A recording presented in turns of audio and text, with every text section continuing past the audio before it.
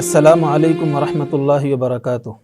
مسلمان تاجرین کے اوصاف یا تجارت سے متعلق شرعی ہدایات، اس سلسلے میں بات چل رہی تھی تو مسلمان تاجروں کو ایک اہم ہدایت یہ دی گئی ہے کہ وہ مال کو اللہ تبارک و تعالیٰ کا فضل اور انعام سمجھے۔ وہ کبھی بھی مال کو اپنی محنت کا نتیجہ یا اپنے کمال کا نتیجہ نہ سمجھے۔ یہ بہت اہم ہدایت ہے اور یہ بہت ضروری ہے، کیونکہ قرآن کریم میں اللہ رب العزت نے اس مال کو یعنی لفظ مال قرآن کریم میں کئی جگہ پر استعمال ہوا ہے، کبھی مال کبھی اموال، اس طرح قریب 70-80 مقامات پر استعمال ہوا ہے۔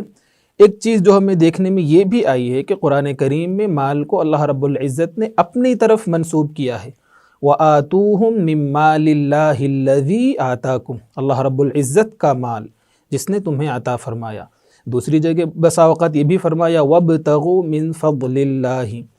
تو ہمیں یہ دیکھنا ہے کہ اللہ رب العزت نے ہمیں کیا کہا۔ تو مال اصلاً اللہ رب العزت کی طرف سے انعام ہے۔ اللہ رب العزت نے ہم سے کوشش کرنے کے لیے کہا ہے، ہمیں کوشش سے جو ملے گا وہ دراصل اللہ رب العزت کا انعام اور فضل ہے۔ اگر ہم یہ سمجھتے ہیں کہ مال میری ذاتی محنت کا نتیجہ ہے یا میرے ہنر کا نتیجہ ہے تو یہ ہمارے لیے ایک وبال بھی بن سکتا ہے، یعنی عذاب کا ذریعہ بھی بن سکتا ہے۔ قرآن کریم میں قارون کا واقعہ ذکر ہے، اللہ رب العزت نے اسے بہت زیادہ خزانہ دیا۔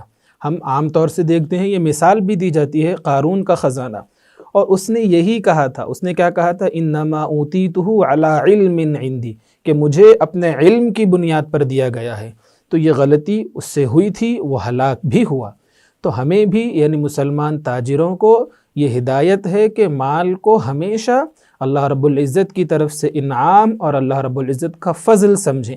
کبھی بھی یہ دھوکے میں نہ رہیں کہ یہ مال میری محنت کا یا میرے ہنر کا نتیجہ ہے۔